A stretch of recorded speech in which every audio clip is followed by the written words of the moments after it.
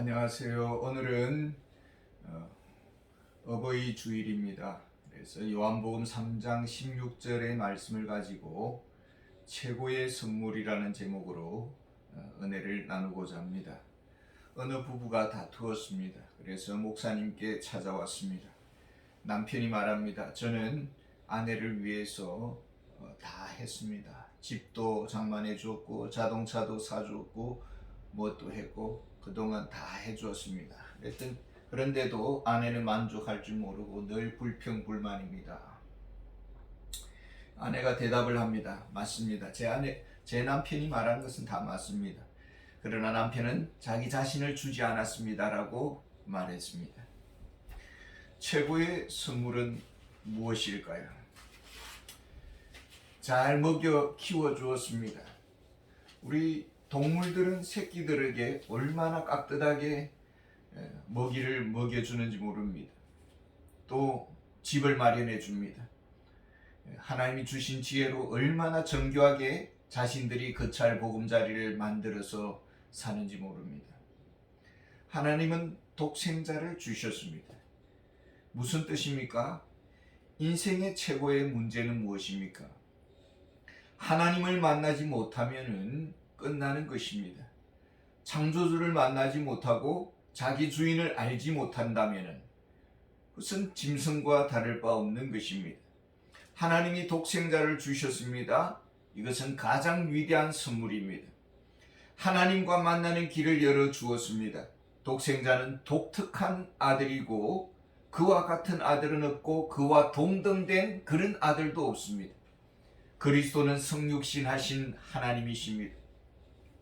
독생자를 주셨다는 것은 하나님 자신을 주셨다라는 말씀입니다. 하나님을 주셨습니다. 하나님을 선물로 받았습니다. 이전에는 고아로 살았습니다. 어느 날 아버지가 나타났습니다. 근데 그 아버지는 최고의 부자였습니다. 아버지는 그 아들에게 다 주고자 하고 아낌없이 위로해 주고자 합니다. 이것이 바로 독생자를 보내주신 것과 같습니다. 그러나 믿지 않습니다. 기브앤테이크에 길들여졌습니다. 손이 객산에 밟습니다. 어떻게 공짜로 이 귀한 것을 받을 수가 있습니까? 빈손으로 받을 수가 있는 것입니까? 그런데 하나님은 빈손에게만 주겠다는 것입니다. 빈손이 받을 자격입니다. 우리가 무엇인가 드리고자 한다면 받을 수가 없습니다. 하나님은 깨끗하게 비어인 손을 원합니다. 그 위에 주고자 하십니다. 하나님께서 아브라함을 부르셨습니다. 내가 하늘의 별과 땅의 모래와 같이 바다의 모래와 같이 자손을 많게 해주겠다 약속하십니다.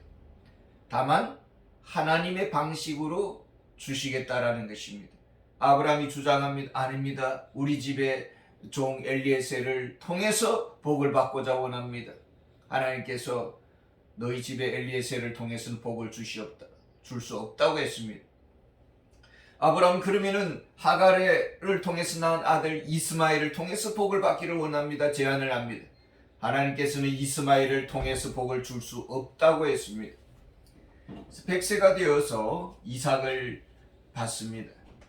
할 말이 없습니다. 하나님의 전능하심, 이 불가능이 없으심을 본 것입니다.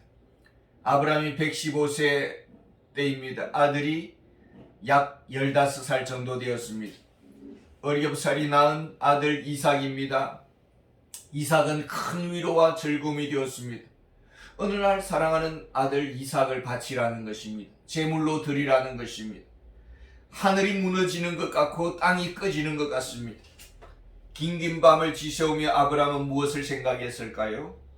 다음날 아브라함은 아침 일찍 산을 향해 갑니다. 이것은 곧 고민이 끝났다라는 것입니다. 아브라함은 무엇을 보았을까요? 이삭은 능력이 있어서 낳은 아들이 아닙니다. 하나님이 주신 아들이고 하나님이 신이 주신 생명입니다. 주신 자도 하나님이시고 거듭하시는 자도 하나님이십니다. 이삭은 곧 하나님의 것입니다.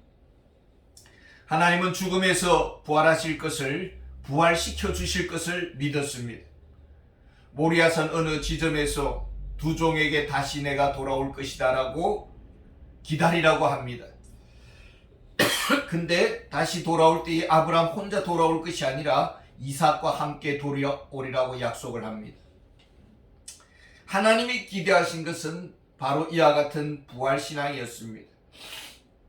하나님은 부활신앙을 아브라함이 가지기를 원했습니다. 모리아산을 향해서 갑니다. 그리고 제단에 이삭을 묶어서 바쳤습니다. 칼을 들어 내리치려고 할 때에 하나님의 급한 음성이 들립니다. 됐다, 이제 그만해라. 내가 너의 순종을 보기를 원했다. 그 순종은 부활신앙이라는 것을 기 때문이었다. 부활신앙을 가지도록 한 이유였다라는 것입니다. 앞으로 오셔서 십자가에서 죽으시고 부활하시는 메시아를 통해서 인류를 구원하시는 방식을 내가 미리 너희에게 알려주고자 한 것뿐이다 라고 말을 합니다. 아브라함은 알게 되었습니다.